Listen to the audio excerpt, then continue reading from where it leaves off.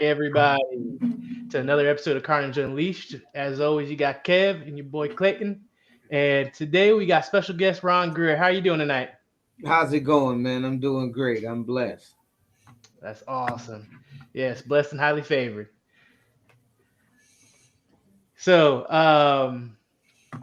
this past weekend we had the pleasure of working with Greer Promotions, as you are the founder of Greer Promotions.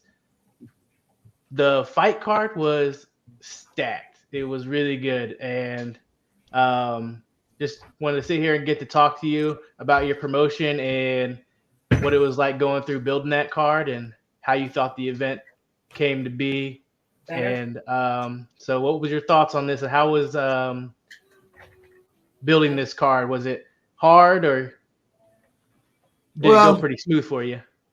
I mean, it's always a bit difficult, because you're dealing with multiple pieces of the puzzle, putting the card like Hmm. that together. You know what I mean? We had 5 to 6 different amateur boxing gyms involved on the amateur side, and then we had guys coming from Illinois and Detroit. Luckily, it was 2 guys I got from Illinois for the fight on the pro side, so that was kind of a luck of the draw type of thing. But I normally plan out for the opponents. I got an eye for this. Like I say, I was boxing myself for since I was like 9 years old. I had 170 amateur fights, Wow, 9 pro fights, fight all over the country, overseas, and whatnot. Wow. that is awesome. So yeah, you got a lot of experience. So you can see that talent pretty quick with by just watching, huh? Yeah, for the most part, like when I look up on the professional side, it's a little more pickier because I can look up YouTube, find some video on the guy, Hmm. and then obviously if I'm matching him with the guy I'm matching him with, I can see how styles make fights. So you Yeah, know what I mean, and you pretty much have your for Greer Promotions, the guys I'm working with. I want to have them. I can't say favored, but I try to yeah, pick a style that's going to work best for them that they can probably beat. You know what I mean? But yeah, yep. I don't want easy work. I still want them a guy to come to put up a fight where they make them to have to put some rounds in and work for it. Yeah. So yeah, make it entertaining and also like sharpen your skills as well. Yeah, because you don't get no better fighting no dead man. Yeah, yeah. Right. You could have 100-0 and fight very inexperienced people, and then all of a sudden you like, all right, I'm ready for the top dogs and go in there and get rocked. Yeah, I've seen that a lot. And guys go in there and get blown out the water. Yeah. So yeah, so you said you've been fighting since you're 9 years old.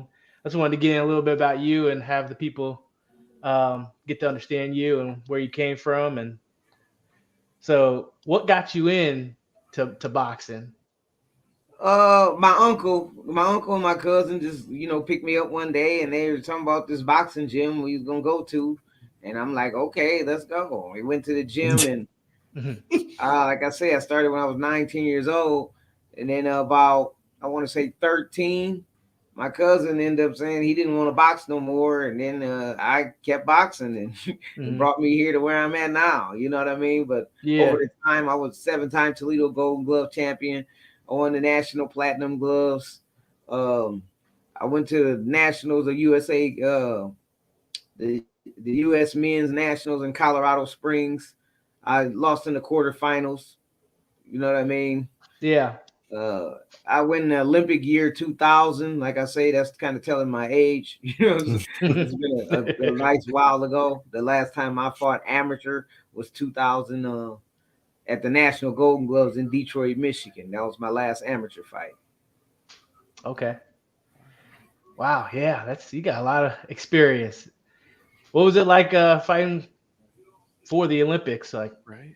getting Well, to I get mean, in when it's an that. Olympic year, like all when you say all amateurs, pretty much, was a goal to try to make. So you got Hmm. every national tournament that you fight in. If you win the national tournament, you qualify for the Olympic trials, things Okay. like that. So the tournaments that I was fighting in were Olympic trial qualifiers. Gotcha. So Okay. I lost in the national PAL in '99. out in Kissimmee, Florida. I lost to a Rock Allen, and I thought I beat the guy. I lost a split decision. You know what I mean? And that was in the quarter. Mm-hmm. Um, then, like I said, out in Colorado Springs, I lost in the quarterfinals to another guy. I can't recall his name, but I thought I won that fight as well. You know, but it was all split decisions. But at that part of the game, you know, somebody's got to win, somebody's got to lose. You know what I mean? Yeah. Yep. Absolutely. So yeah. Do you have like the most memorable fight for you? Far as in my amateur days, Yeah. oh, it's a story with it. I wouldn't say it's the most memorable fight per se, but we used to have dinner shows, and my coach would you know, we would have like a Gladio Meadows place that they would have a bunch of business owners and smoking cigars and sitting around at round tables, and they would just put on, you know, 5 to 10 amateur fights for these guys just for entertainment for the night. And I showed up the one night, and I wasn't even supposed to be on the card at all. And I guess a couple of guys that fell out and didn't show up. And then my coach says, "Oh, we got a couple guys from Canada. These kids, oh, he's nothing, man. He needs you to come in and fight." And then I had a teammate that was fighting. I just used his headgear, his cup, or whatever, and because Yep. I didn't, like I said, put his uniform on or whatnot. And then we get in the ring, and they go to introducing us, and they tell you, you know, when they introduce you, they give you accolades. They say what you've done or whatever. Mm-hmm. And I'm in the ring, bouncing, ready to go. They introduce the guy, and he says, "2-time Canadian national champion."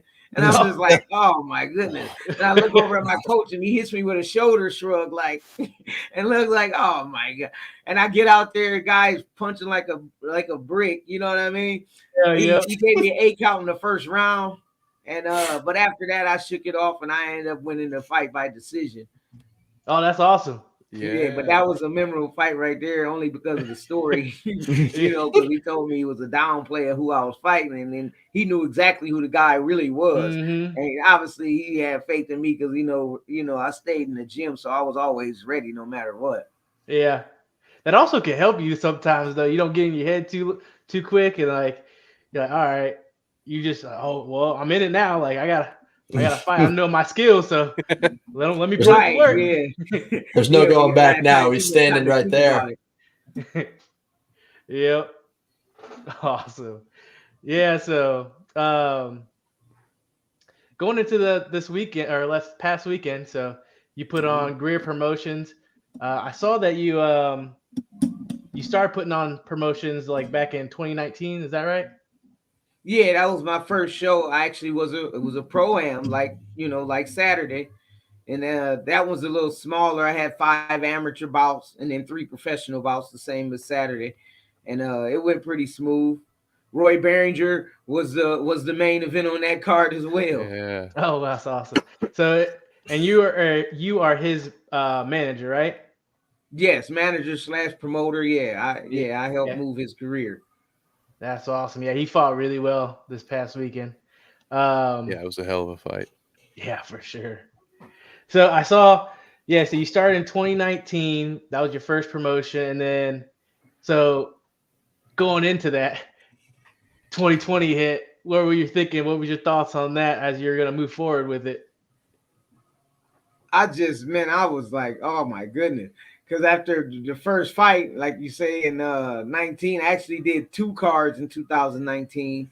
I did the pro-am, and then I called it the fights before Christmas. And that was Mm-hmm. like the first week of December. And so then I had geared up to come back in April of 2020, and then all this COVID mess Yeah. happened, and they shut everything down. I had to cancel the card like 3 weeks out. You know what I mean? With the governor Mm-hmm. saying we were shut down for whatever. Dang. Yeah. So was your plan all along just kind of like waiting it out and then try to get back into it, or were you like just questioning like how is this gonna work now since we're gonna shut down? We don't know how long it's gonna be, and Yeah, I didn't like I say. Yeah, you're right. I didn't know how long it was gonna be. I was just like, I don't know what the. So I was trying to just check different avenues of.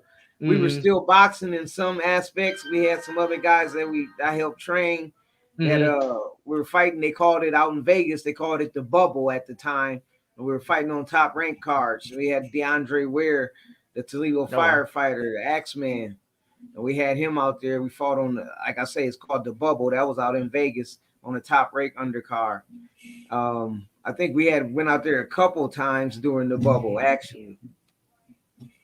Okay, wow, that's pretty cool to still be able to put on a little bit of a show and still keep boxing during that tough time. I know UFC they figured a way to do it, and that was Right. awesome. Yeah. So going into this promotion, what was your thoughts for this card? Well, this card, I hadn't done any shows. I didn't do any shows in 23. I had kind of took a step back, you know what I mean, to kind of Yeah. like revamp some things, try to move around, because that was the first promotion I've thrown in Fall Story, obviously. I'm from Toledo, and I linked up with Gary Young, and we did a couple amateur shows. We did an amateur show down there, and then when we linked up, and I told him my plans, and I was trying to move around a little bit, and he's got guys that does MMA and professional boxing as well. Mm-hmm. So I said, I can come down, I can highlight your guys, put my guy on, and we can try to, make this work and have an ongoing thing here in the near future. Yeah, and I can tell you it turned out great. That house was packed. So far, so good, and some great matchups on here too. I have to look past the blood that's on my card sheet, but once I can see through that, it's still a beautiful card to look at. Yeah, Clayton, you had any highlighted fights you wanted to talk about? I do, but before I jump into that, Ron, I gotta ask, what was your fight of the night? The card's over. The bias is gone now. You gotta have one in mind. The fight, I mean, it's almost like a given. The main event is always you want it to be the fight of the night, and I think it kind of lived up to it. It wasn't a knockout or whatever, but it was nothing but back and forth action, as you guys seen. You guys were there, and that's on the pro side. And then for the amateurs, we had a number of back and forth action fights and like 3 or 4 stoppages. You know what I mean? That ended up in later rounds. It was only 3 rounds they do. It was a lot of third round stoppages with about 3 or 4 different amateur fights. But to stand out, like I say, the main event, Roy Behringer and Martez McGregor was going back and forth all 8 rounds. And then with Behringer hurting him numerous times, a few times to the body, a few times with some hard right hands up top. But that kid was tough, and he wasn't going nowhere. Yeah, I agree, Andy. Very, very close.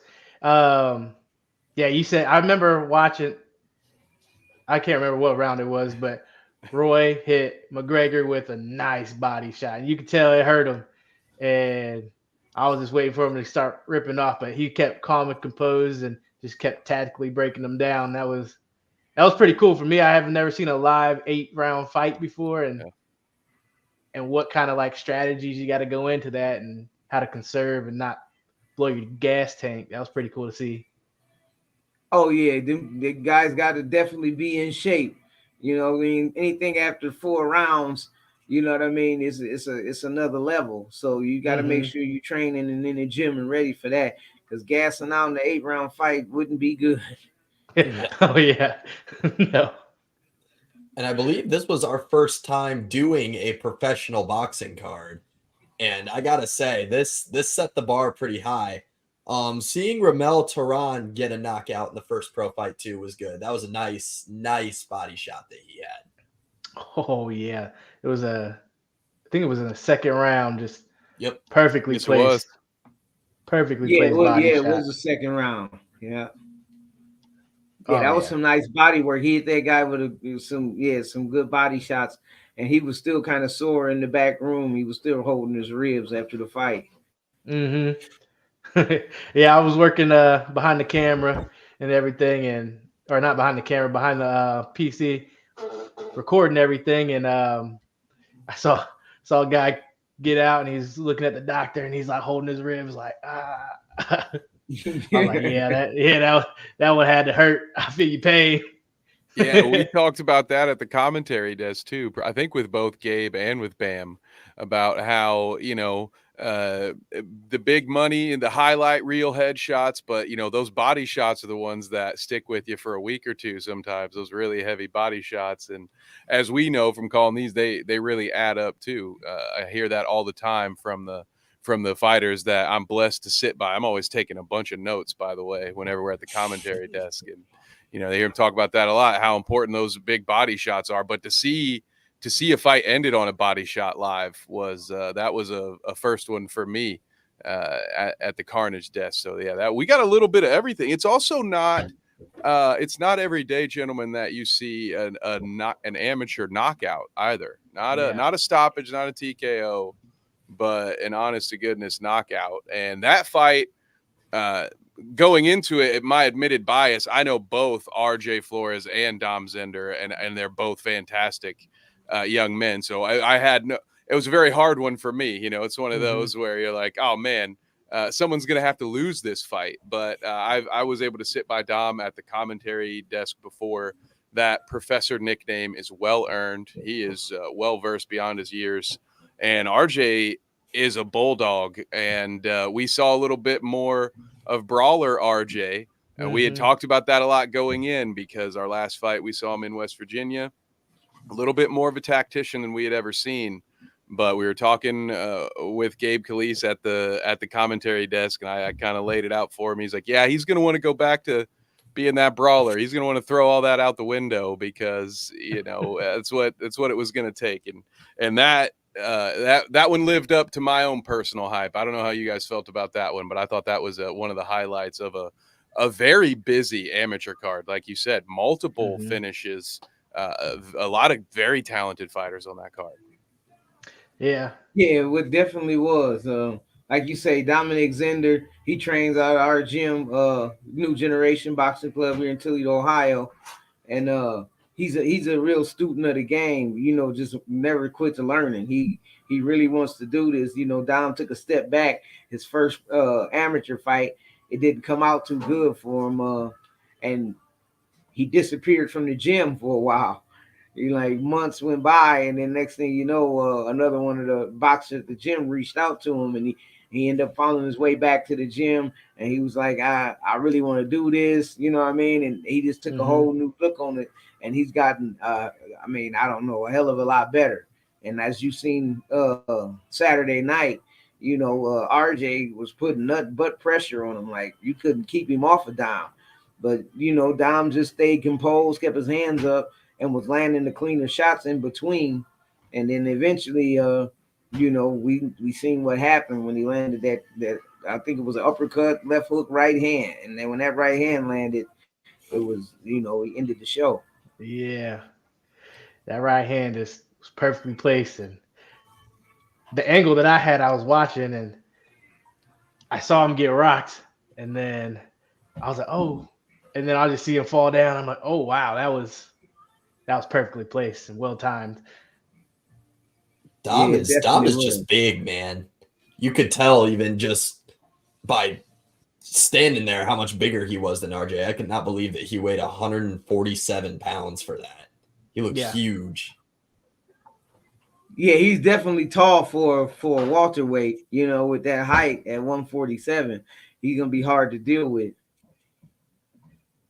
Yeah, especially, and then RJ, a smaller guy, and that was why when we were talking about it before the fight started, we're like, yeah, he's probably just wanting to be right in Dom's face, right? Because he's got such a reach advantage there. Dom had going into that fight, but no, and credit to RJ. I mean, he looked really good too. We've watched him over the course of the year. He was in great shape for this one.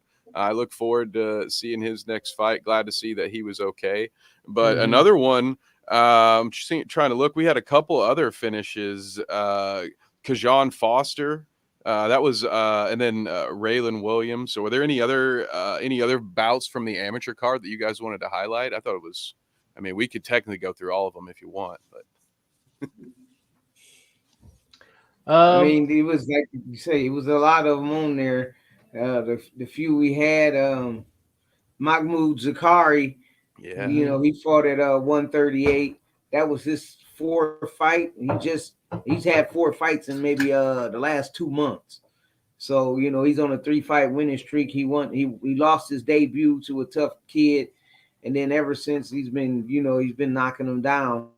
He run the 2 in a row, and then Saturday was his third fight that he won in a row, and he ended up getting a stoppage with that, landing big. He was hitting that kid with some big shots, and the referee ended up giving him like 3 or 4 8 counts and stopping it in the third round. Yeah, that was very impressive as well. Sorry, go ahead, Wade. No, I was gonna say we've had the pleasure to watch his last couple fights, and yeah, he's leveling up each time. His footwork looked really good this past Saturday, and the credit to that, he got that TKO stoppage, and he looked very crisp. Yeah, absolutely. He trains out of our gym as well. He's out of Toledo, from out of New Generation Boxing Club as well. I tried to highlight a good handful of our guys on the card, obviously, and that's why I try to bridge the gap with the amateurs and the pros, so these guys can see where you can start and where you can finish. You know what I mean? That's from the beginning to the end. When you see a career from a kid fighting 3 rounds at 12, 13 years old. I don't know if you guys remember the opening bout, James Garth. He actually lost the decision, and he was 13 years old. He just started boxing not even a year ago. You know what I mean? And then him to see that the goal that he can reach of fighting an 8-round pro fight, and he's sitting there watching that live himself on the card, that he could be doing that himself one day. And I'm just here to bridge the gap for a lot of them guys that might not get picked up by big promoters. You know what I mean? Yeah, that's great. And to get that experience too, when we were talking about that at commentary too. How cool is it at that age? Because now I don't know anything about the nerves it would take to get into the ring for a fight, but I know a little something about stage fright. We go live every Saturday, and to be able to go through the whole showmanship of it, have your walkout music, have the ring announcer, whether it's Mike Bennett or Eddie Saunders. We work with some great folks, have them hyping you up. Yeah, like that just a great experience. And then, as you already mentioned, to then for the rest of the night go and sit and watch guys that are older than you, that are at higher levels, and not only take notes, but be like, well, that could be me. I could be the main event, or I could be the featured preliminary amateur bout on this. It is one of the favorite things. We've been very blessed to be a part of this community, and we start to see a lot of the same faces over and over again in the area, and it's been great. Especially, and a lot of them are on this card, like you talk about Zakari and James Garth. I feel like we've seen him a couple of times over the years, so it's been great to watch. Yeah, the boxing circles is kind of a little tight-knit community, like you say, with Diamond Long down at Guardians Boxing Gym. She throws some beautiful cards, and we fought on her cards. Like I say, you guys seen us down there as well. So every time you see an amateur card coming around anywhere in the Midwest area, it branches out as far as Cincinnati, Columbus, Cleveland, Kentucky, we're a good surrounding area. But the Midwest, for the most part, you'll see a lot of the same guys on these amateur cards. Yeah, I think that's awesome. For at least for me, I think that's really awesome, because you get to see the growth of this young talents coming up, and be able to be like, yeah, I was here when he was just starting out, like watching Garth at 13, and then he goes and does big things. I'm like, yeah, I've been watching him since he started. Exactly. It's like when that indie band from college makes it big, and you're like, yeah, man. You weren't there in 2012 though, but that's one of the things I love. Ron talked about bridging gaps. That I feel like is one of the places where we're fortunate at Carnage Media, because we're working with some of these promoters, and we're getting to see these same guys. Like right now, in a couple of weeks, when you type in Mahmoud Zakari's name, you're going to have 3 or 4 fights, that you can watch. And I think that in this sport at the higher levels, some of the things that we can mimic or, try to emulate is, you get those characters, you become a fan of someone. So yeah, when you get to see the same amateur fighter fight 5 or 6 times in a year, all of a sudden you start to have more rooting interest. And then you like you said, you get to follow someone's career. And then how cool is it when that fighter you've seen grow gets that UFC contract or you know gets that WBO, gets that world title, something you're like, wow, I was watching you back in the day on the amateur cards. So it's just a great thing. We're very fortunate to be a part of it. So thank you for that as well, Ron. Yeah, just like you say, we had a lot of new guys, like you say, with 3-4 fights, new guys to the amateurs. But we had a couple standout guys on there as well that I don't know if you guys familiar with Team Cartel. They got a real experienced team, and they actually had 3 of their guys on the card. It was Blaze Billman. He was a newer kid. I think he's got maybe 7 or 8 fights. His fight went the distance. He won the decision. And then we had Yeshua Williams. He's a multi-time national champion. I don't want to quote how many because I kind of lost count. So I just know he's a multi-time national champion, and he was the main event for the amateur side of the card, and he ended up having a stoppage as well. Mm-hmm. That's a good problem to have, right? If you're losing count of the number of national championships a guy has. Right. Yeah, they had another guy, Raylan Williams. He ended up with a stoppage as well. He fought I think it was David Music. Yeah, David That Music. was a good fight. David, he brings it, like you say, like RJ, he's gonna come, that David Music gonna be right in your face, and he's gonna be able to bang it out no matter what. And for Raylan Williams to get him out of there, I was shocked at that. And he's like Raylan Williams is ranked number 2 in the country at 132 pounds. Oh, wow. I think he ranked number 1 or number 2. Don't quote me on that. Yeah. But it's still high level. Yes, sir. Still very high level. And you saw it too, because I was surprised by that stoppage as well. Because Dave Music, he's usually got really good footwork and can work his angles and can bob in and bob out. We've seen him a lot being on this local scene. And yeah, I've been seeing a lot of good talent come out of Cartel lately in the last couple shows. And Raylan, what he did really well was to cut that movement. So cut David's movement. He couldn't get those angles, and he was very precise in picking his shots and sticking them in that corner.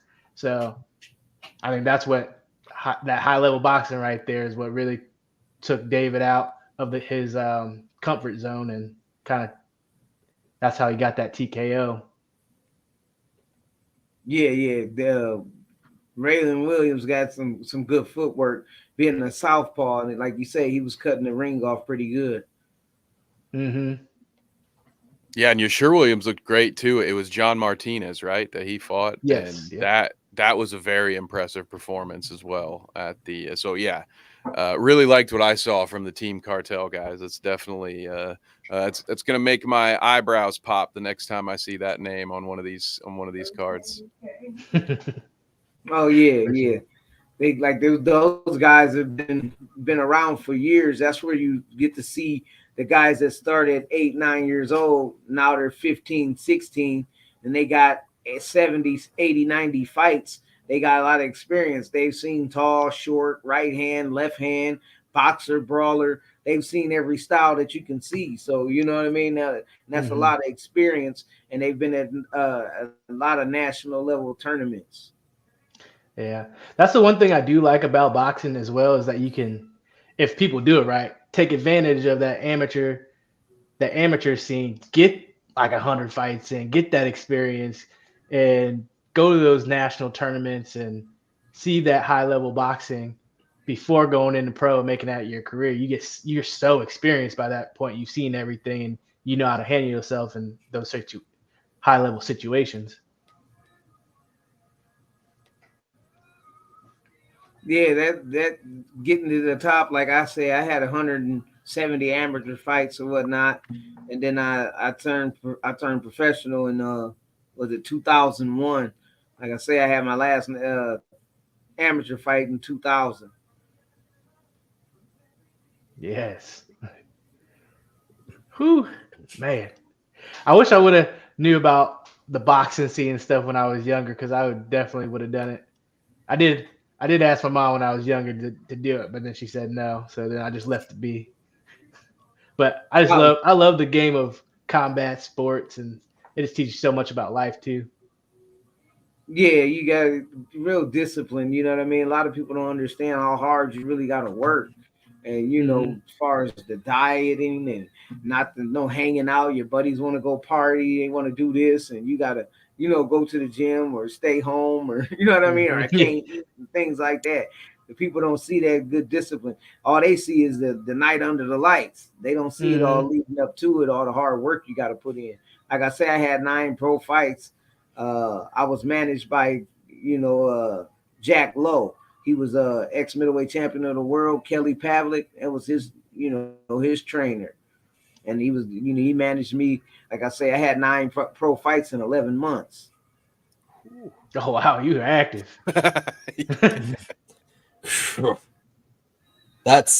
You never see that anymore. Yeah. I still think that one of the craziest stats ever was Mike Tyson doing 15 pro fights in 1985. Nobody does that anymore. Nobody. Yeah, these guys are so stuck on that, that Floyd Mayweather era type thing. They believe they're going to be undefeated and this, that, and the third. I mean, I'm not saying you want to go lose fights. Don't get it twisted. But if you got to go out there and fight, I feel like a guy with 2 or 3 losses, he's going to have a better chance of getting to a world title shot than the guy 30-0. They're going to be more cautious looking at this guy if he's beating everybody in front of him, you know what I mean, versus the guy that may have 2 or 3 losses. That's the same thing you do when you're looking for opponents. Yeah, I'm not going to look for an undefeated guy to come in to fight my guy on a hometown card that he could probably be too much for him. So I'm going to find a guy with 2 or 3 losses, but that 2 or 3 loss guy been back to the gym training even harder now. And he comes out, and it's a lot of guys that go on the road and upset guys. My first, 3 out of 4 fights were all on the road.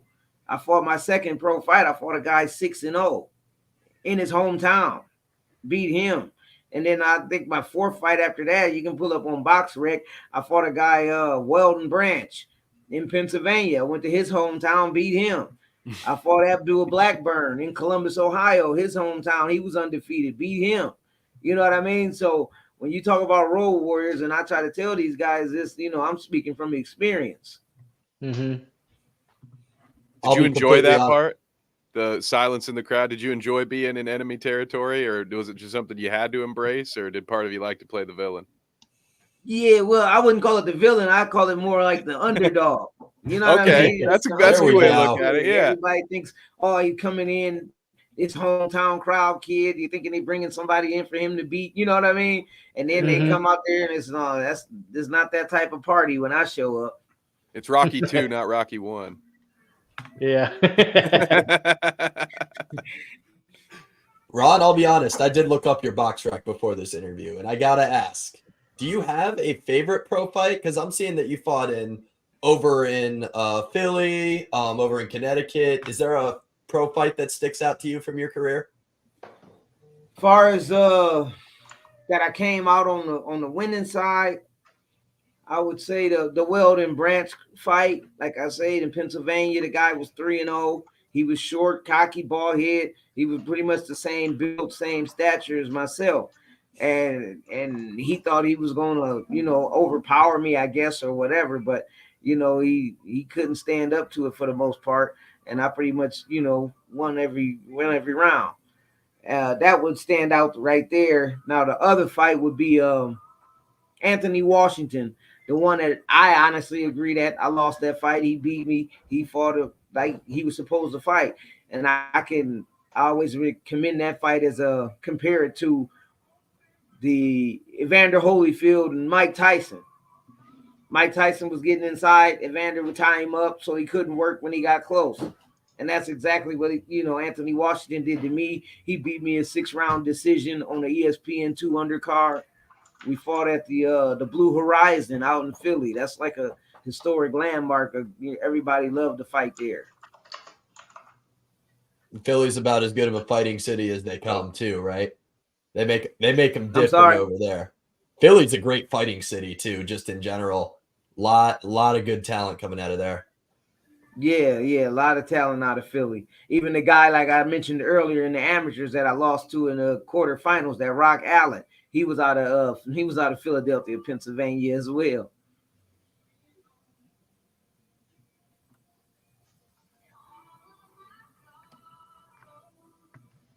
Nice. Yeah. So, for what's your plans for the future of Greer Promotions? How many you got like an idea how many shows you want to put on this year or I was looking to do maybe 3 to 4. You know, being the first one, I want, like I say, this is the first time I ventured out of Toledo, so I want to see how that was gonna go. And then, got a tentative date for the end of May to maybe come back down to Fostoria, and but I'm thinking about trying to see how can we can change the lineup. You know what I mean, yeah.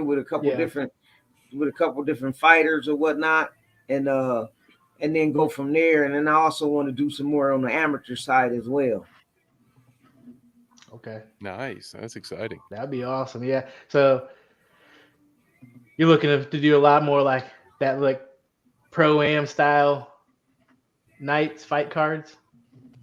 Yeah, the pro am, I'm try to stick with that, like I say, because I just like I always want to drive in that I want to keep bridging the gap with the kids and the pros so they can see the next level and they know and it keeps them motivated. You know what I mean? It's something that they know they can work towards.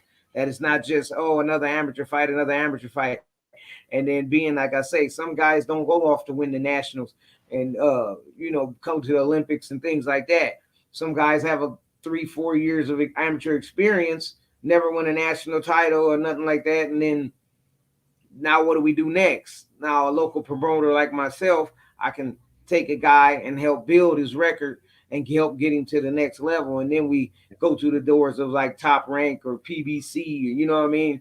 Or some Hmm. fighting, getting to that type of level fights. That's awesome.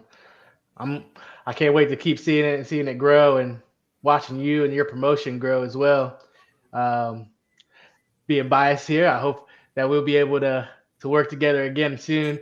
We had a little bit of a technical difficulty in this past one with the venue's internet going out, but um, the show will be up and be able to for people to be able to buy and watch, and hopefully in the future if we work together again we can get these younger fighters more exposure.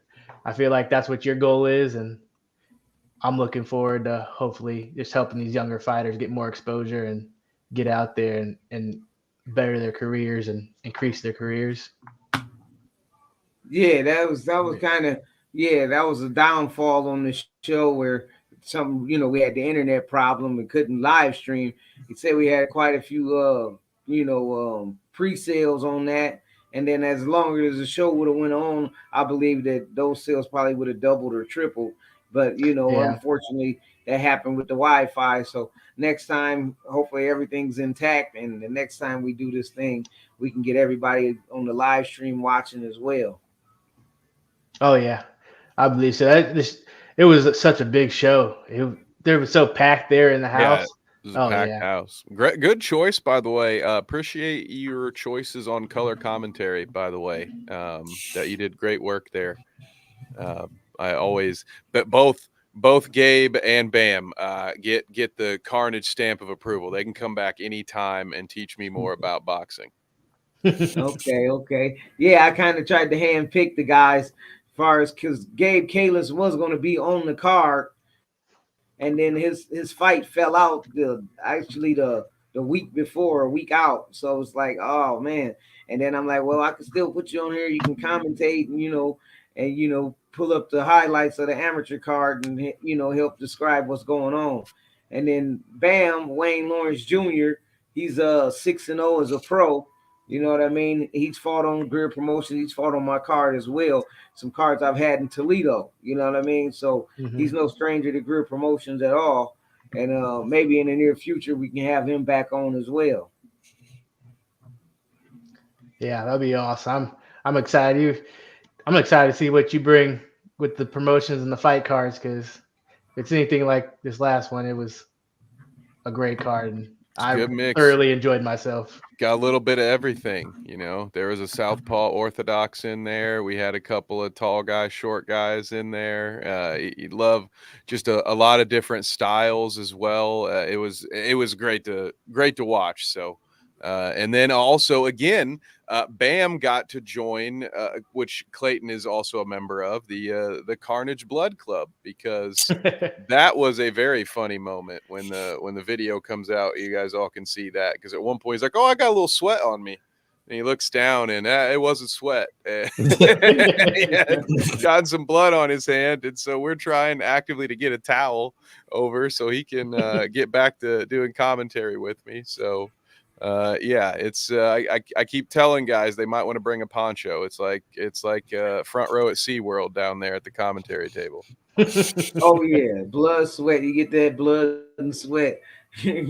Most definitely. Was that a blood from one of the pro fights or the amateur fights? It was one of the pro fights. Yeah. I want to say it. It was either Ramel versus Barnes, but it might have been Amin versus Nathan. I can't remember. I don't think it was during our main event. It might have been, but it was definitely one of the pro fights, because Bam had joined me by then. So it was getting wild in there. Oh yeah. Yeah, we had, like you say, it was a packed house, and good thing we had we had a good controlled crowd. We didn't have any problems, no issues. Being that, the combat sports, you know what I mean? With all the fighting going on, you don't know what might happen in that crowd. Yep, for sure. Yeah, we get some characters. Every once in a while, they wander a little too close to the commentary desk, and the mic can start to pick up some of our more animated fans. But it was great. It was a great crowd. It was actually a lot of this card in particular. It was a lot. If anything, we just got additional coaching advice, because there was just a lot of people behind shouting out advice and stuff like that. And it was just it was a great atmosphere. That's what you love, right? By the time the main event is up, none of the seats that were there are being sat in anymore. Everybody is sort of standing up, and they're getting as close to the action as they're allowed to get. And that's the atmosphere you want for your main event at a show like this, I think. So I always love being a part of it. And yeah, a little blood, just part of the territory now. Right, of course. Yep, that makes sense. That was Amin. Shout out to Amin. He's been with us at the commentary table a handful of times, so good to see him get a W for sure. Yep. Yeah, absolutely. Looking forward to chatting with him about it too soon. So yeah, congrats, Amin.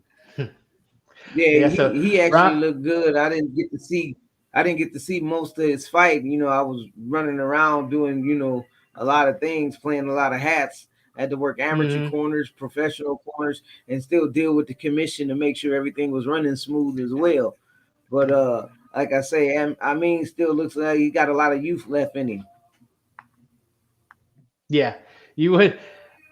I didn't even know he was in his 40s, to be honest. I thought he was like maybe 34, 35.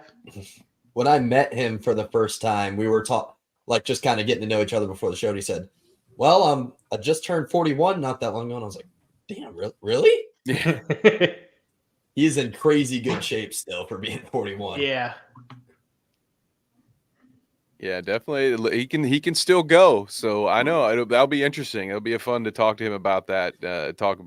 See what his future plans are, because I know this was this one was number 10, right? This was a big number for him that he really wanted to get to. So it'll be interesting to see where his mind's at after that victory. I know I would love to see him again, but I'm not the one who has to put in all that hard work. So we'll see what he says.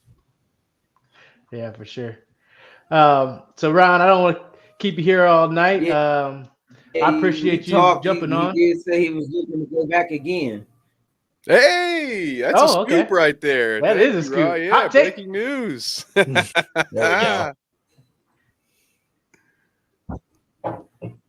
Yeah, so Ron, I don't want to take up too much of your time. I appreciate you joining us tonight. If you want to shout out and tell people where they can find you, and let the people know.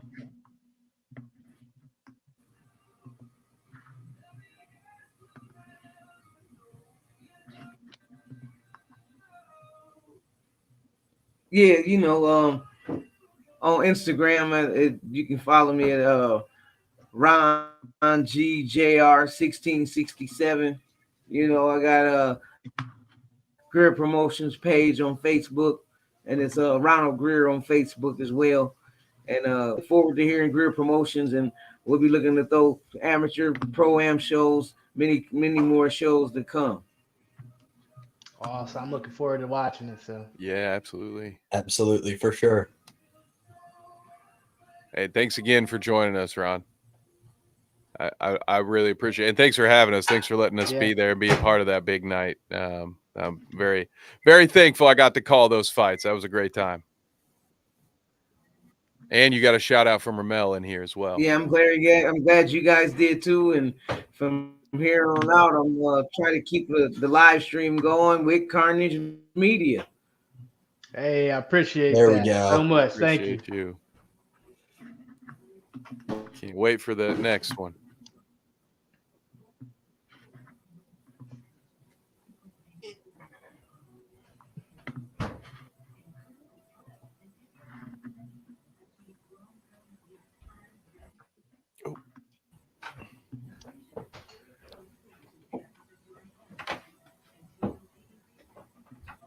Well, I want to say a big shout out to Ramel too. Congrats on your win. Oh yeah. The big blow to the body like we talked about earlier. Mm-hmm. So definitely roll back the tape, Ramel, if you missed it.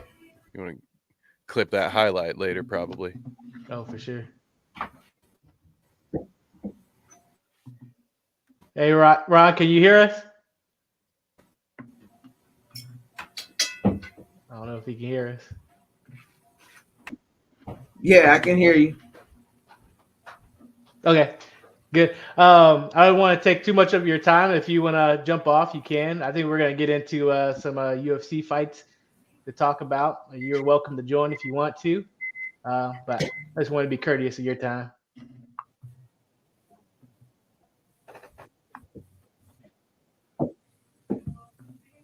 Oh, okay, yeah, man. I'll go ahead and jump on off of here and let you guys talk about that expertise on the UFC stuff. You know what I mean? I ain't gonna be first on that. But I'm glad you reached out and had me on, and I'll be glad to come back on at any time. Awesome. Yeah, we'd love to have you again. You have a great night. Yeah, maybe if it's not too hard, we can talk to you before. I know you got a lot of stuff to do before. All right, those you cards, too. Thanks again. Hey, thanks, Ron. I was good. You were on for a minute.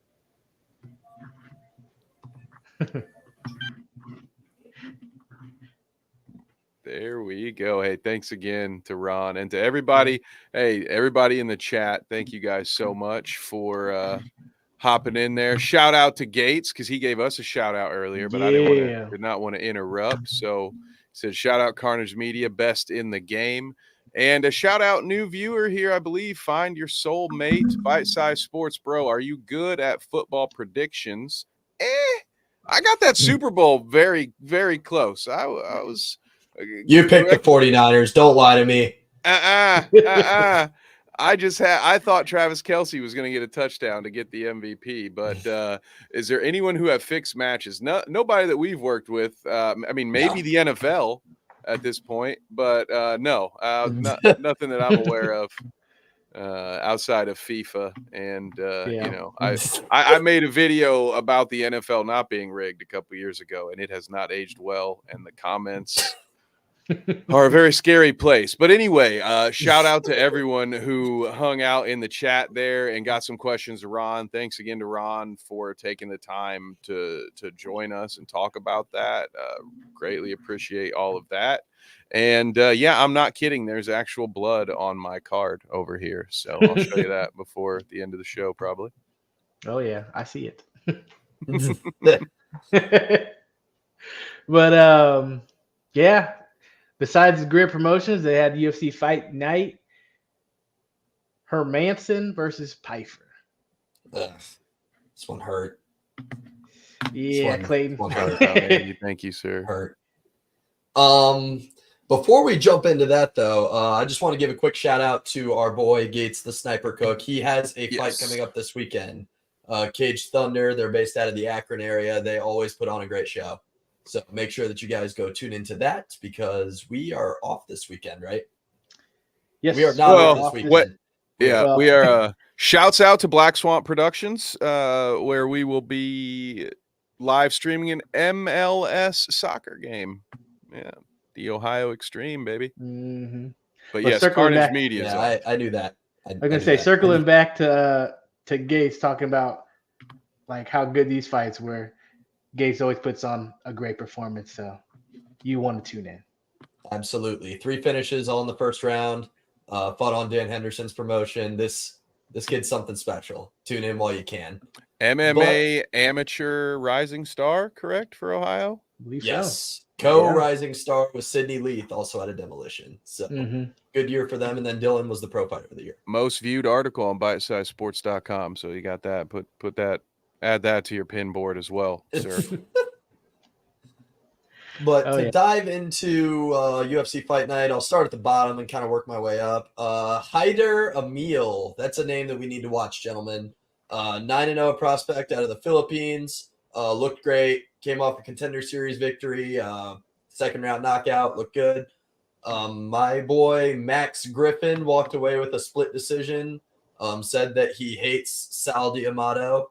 So that's that. I heard that same thing. Just saying. Just throwing that out there. We've got breaking news. We've got swirling rumors. See, well, look at this, guys. You know, we're doing something for the world of combat sports. I'm telling you.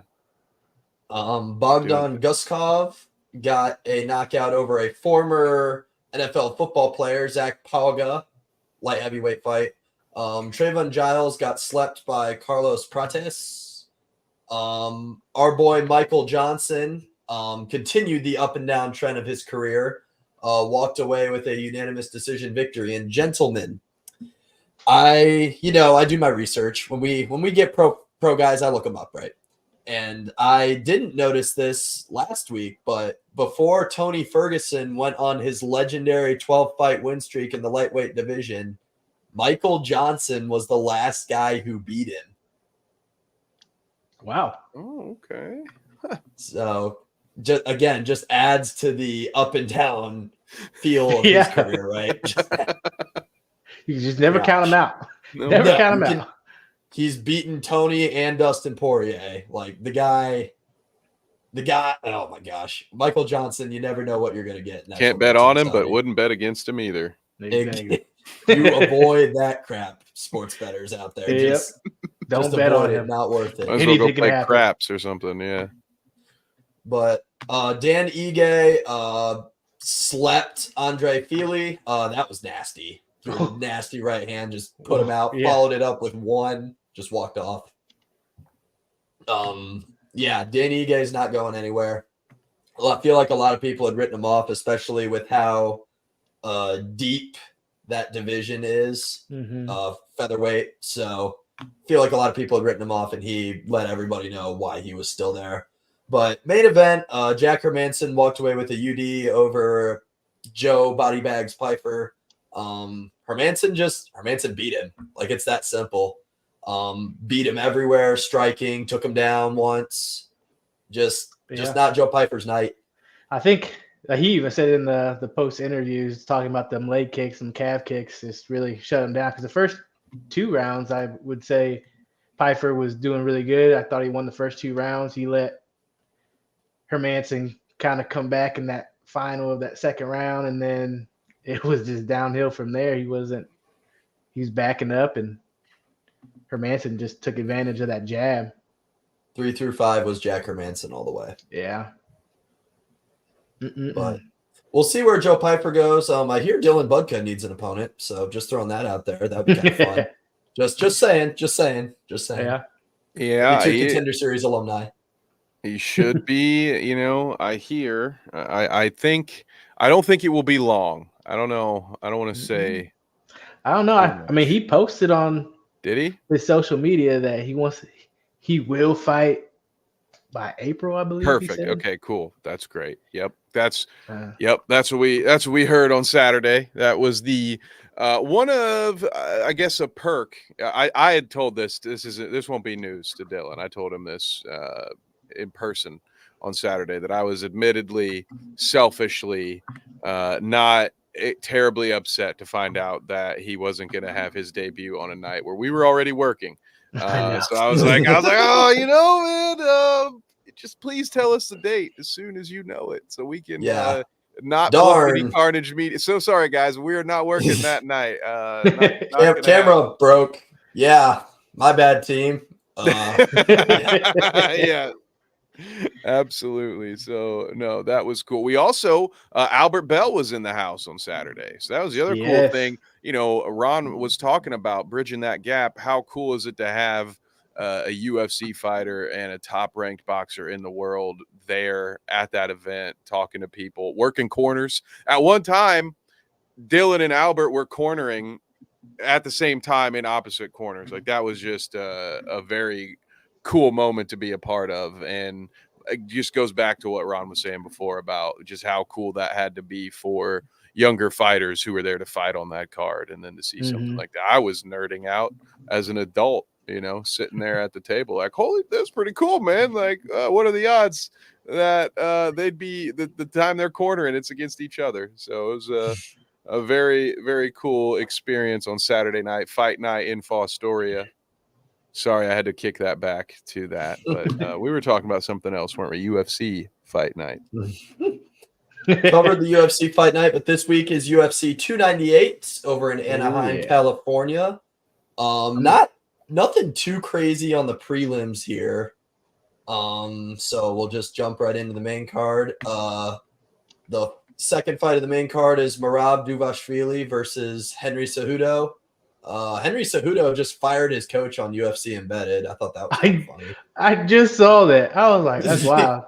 That's a Henry Cejudo thing to do. They call him Triple C. I guess he knows what he's doing. I guess so. But Merab literally shot 49 takedowns against Piotr Jan. Like, how do you stop that? So I think that Merab walks away with the victory there. Jeff Neal versus Ian Machado Gary. As Sean Strickland would call him, Ian the Cuck Gary. Had to throw that feud with Rampage. Did you hear about that? No. I guess he was supposed to be on Rampage's podcast or something like that, and they had a little bit of bickering back and forth. He decided not to do it. And they wait, no, you're not telling me that Ian Machado Gary no-showed a media appearance, right? What a baby, dude. That doesn't track. This guy, it's hard for me to like this guy, to be completely honest. He's making it very difficult. Yeah. Very difficult. Maybe that's what he's doing. Maybe he's leaning into it. He's playing heel, I guess. Some kind of heel. Yeah, I got some kind of heel. I will be Jeff Neal's biggest fan this weekend, I think. Oh yeah. And then Bobby Knuckles makes his return against the Juice Man himself, Paulo Costa, on that secret sauce post USADA. I can't pick against Robert Whittaker, guys. I can't do it. Paulo Costa does not own a win over anybody currently in the UFC. Like, I'm not picking against Robert Whittaker here. Granted, Paulo's about as big of a middleweight as they come. Like, could comfortably fight at light heavyweight. But I'm not picking against Robert Whittaker. It's not happening. Yeah, I ain't either. Yeah, and I like Robert Whittaker. Like, I think he's a great dude. I think he's very talented. So, and Paulo Costa, I think, is overrated. Yeah, he's ever since he allegedly drank an entire bottle of wine the night before he lost to Israel Adesanya, he hasn't looked the same. Luke Rockhold almost kicked the crap out of him. And then in our main event, Volk, little quick. Fought in October, head kick knockout loss in October, but makes his return against the Spaniard Ilia Topuria. Gentlemen, who we got? You know, I don't want I don't want to. I don't want to go against Volk because Mhm. Volk is Volk, and he's been owning the featherweight title for a long time. And but I think anyone to decrown him right now, Tapora, man, he's so Killer. unorthodox. Yeah. But oh man, I don't know. I'm gonna go. I have a feeling Taporia is gonna win, so I think that's who I'm going with, even though it kills me to say that. Yeah, I'm actually with you, Wade. It's too quick of a turnout, especially from a Yeah, KO. exactly. Yeah, it's just too soon. I was over here like, wait, that's not a lot of time. So yeah, No. I don't know. I don't like it. Well, Kev, I'm going to steal your saying. In order to be the man, you got to beat the man. I don't know if Taporia can beat the man, but at the end of the day, Volk came back too quick. I really think that this could be it, which is good for us, Wade, because that means Max Holloway is going to be back to the top sooner than we thought. Yes, So, absolutely. agendas. but I saw a stat today. Ilia Taporia has not thrown a body or a head kick at all in professional MMA. Not one. Not even attempted one. Oh wow. Yeah, but if you want to talk about a boxing heavy guy, like it's this dude. That is crazy stat. Yeah, like I saw that on Twitter today, and I was like, "There's that. Wow, that's crazy to think about." Mm-hmm. Yeah.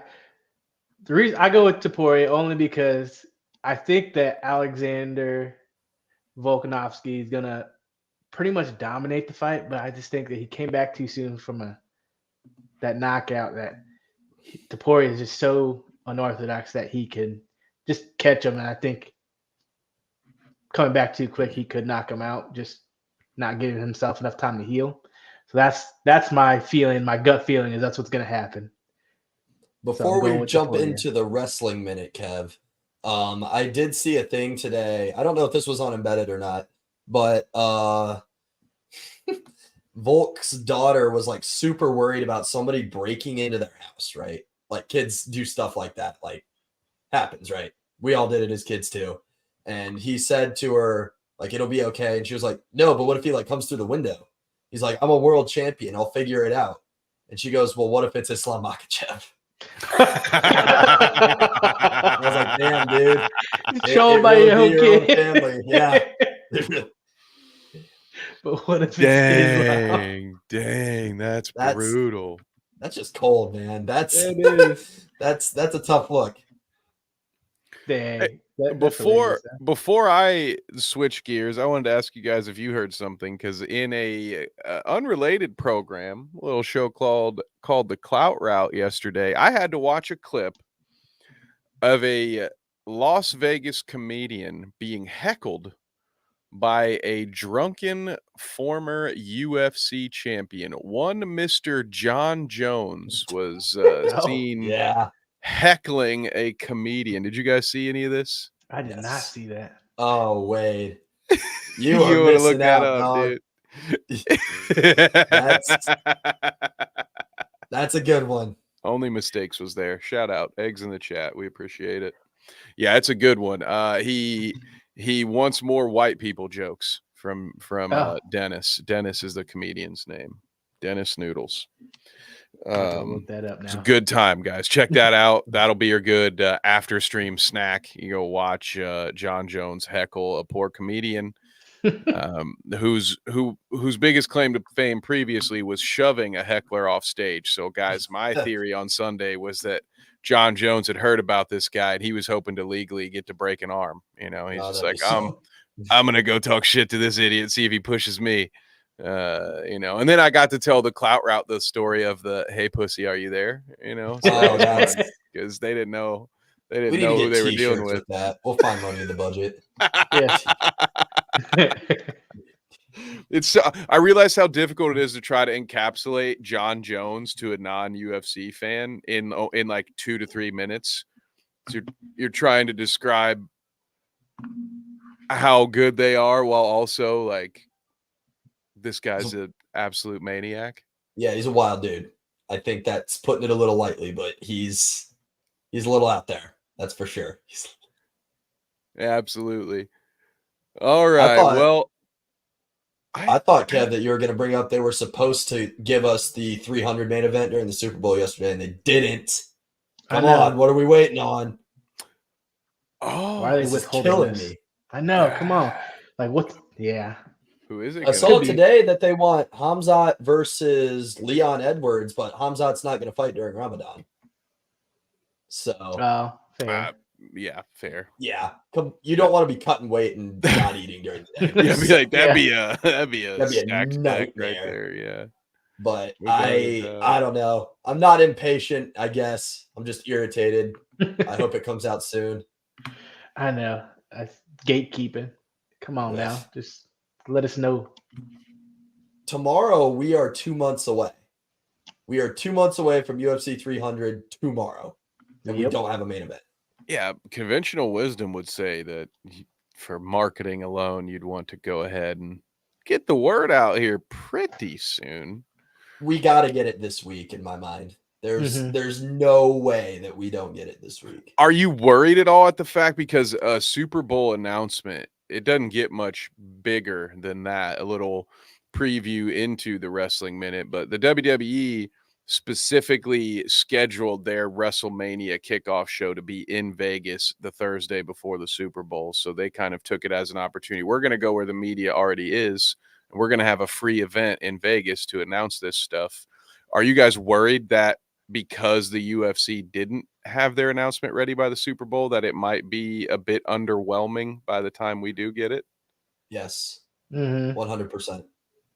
That's my fear too. I don't know, man. We've seen so many like potential matchups. Like at one point it was supposed to be Tom Aspinall versus Stipe. Stipe said no. It was supposed to be John Jones. John Jones said no. They even talked about moving Alex Pereira up to heavyweight. I saw today he's not going to move up to heavyweight at least until 2025. So I hope that they can figure something out. The funny thing to do here is you put like Sean Strickland versus, I don't know, you find that Sneeko guy that he kicked the crap out of on Saturday and make that the co-main. That'd be kind of fun. Sean Strickland versus Logan Paul. That's my final one. Oh, there you go. That, it might let a few folks down. I'd watch that.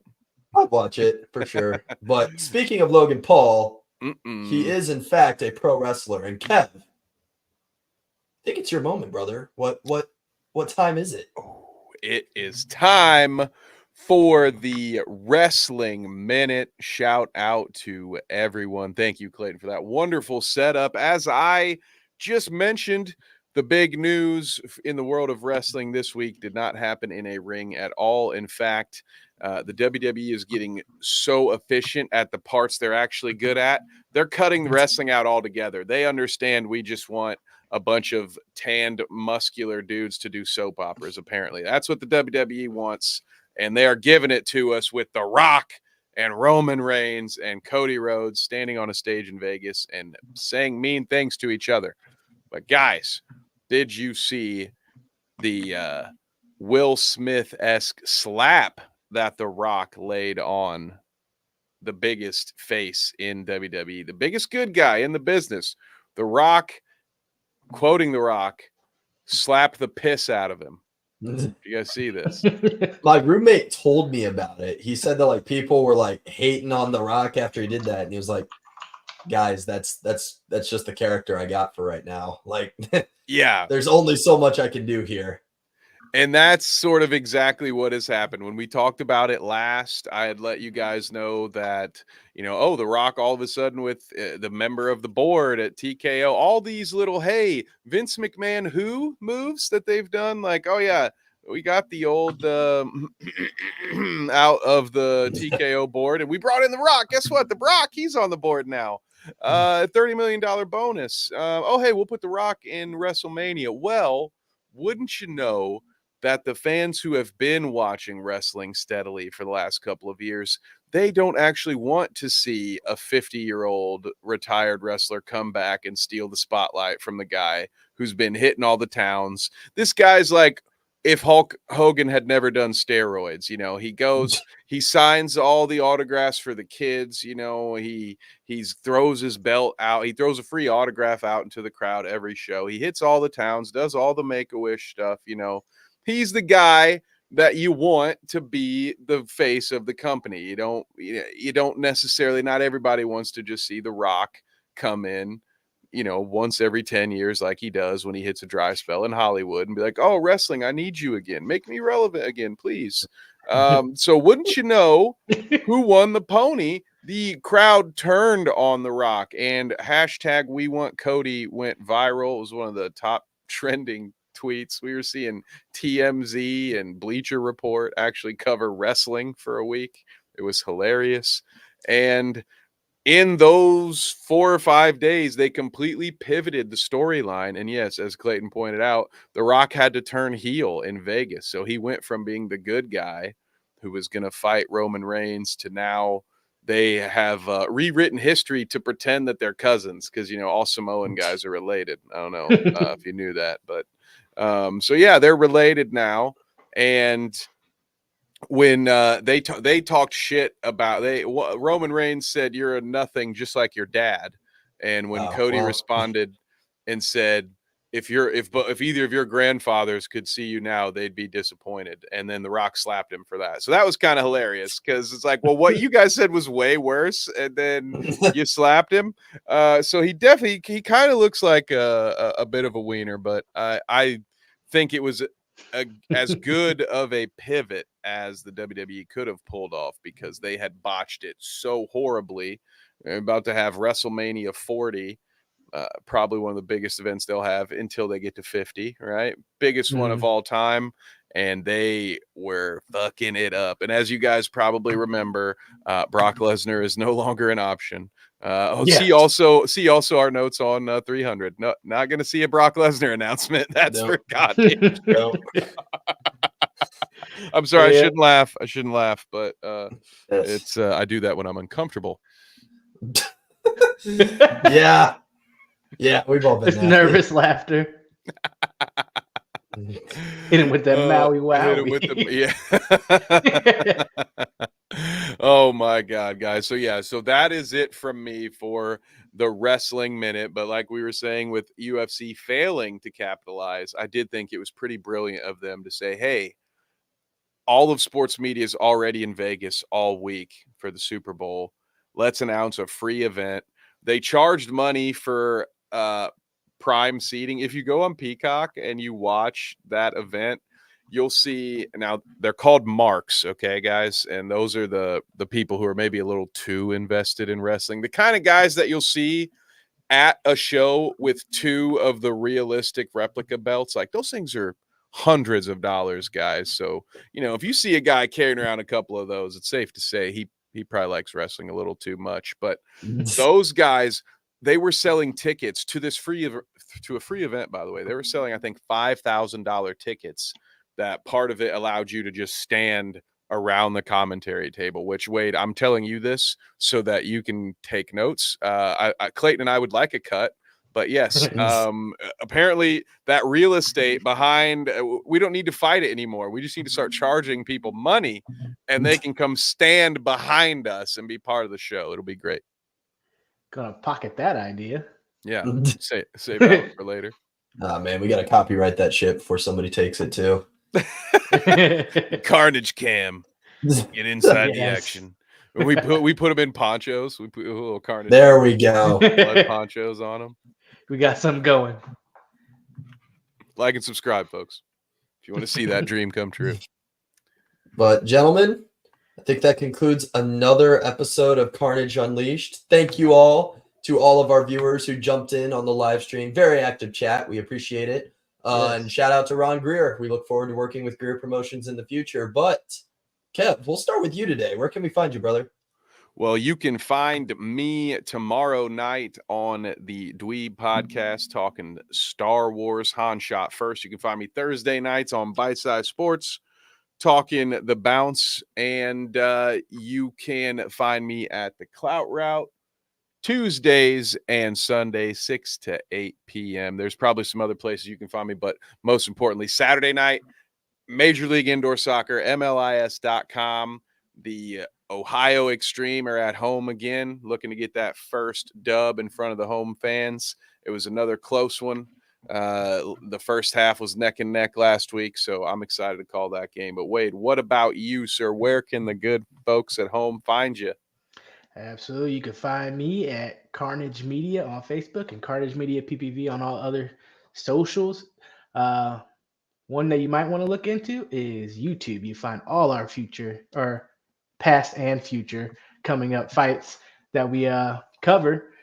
We started posting again. We had a little layoff after the holidays, and our editor's getting back into it, and we are putting in these past fights. So we got a lot of new fights up. If you want to watch some good action, check out the YouTube channel. Yeah, Clayton. shout out to our editor, Andrew. Yes. Absolutely. Absolutely. You guys can find me on Instagram and Twitter at cscalina12. And make sure to follow my show, the Hot Take Sports Podcast. We upload we've been doing Wednesdays recently. So make sure to stay tuned for that. Follow us on all our social medias at Hot Take Sports 16. And gentlemen, that concludes it. Kev, send us off. You know what time it is, guys. It's one last ad. And Gotta get it. Gotta get it in. Get it. Sports. Are you looking for an energy boost without the jitters? Let our friends at Dubby Energy help you with their fantastic selection of flavors. Just visit www.dubby.gg and use the code BITESIZESPORTS at checkout for 10% off your order total. Again, that is www.dubby.gg. Code BITESIZESPORTS.